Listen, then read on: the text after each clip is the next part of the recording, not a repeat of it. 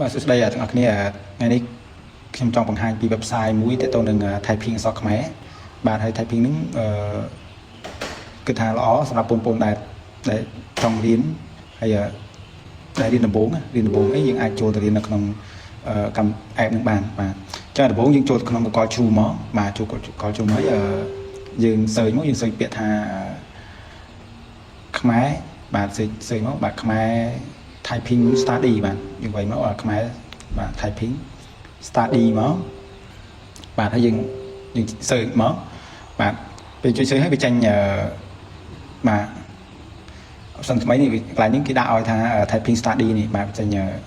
link ឲ្យខាងលើគេបាទចេញចុចមកវាចេញទម្រង់បែបនេះហើយបាទអញ្ចឹងយើងអាចរៀនទៅតាមនឹងបានដោយសារនៅនឹងមានមេរៀនបាទវាមាន lesson ច្រើនបាទមានមេរៀនទី1មេរៀនទី2ទី3អញ្ចឹងទៅបាទ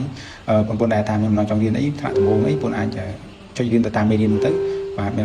ល្អមែនទែននៅក្នុង website ហ្នឹងបាទ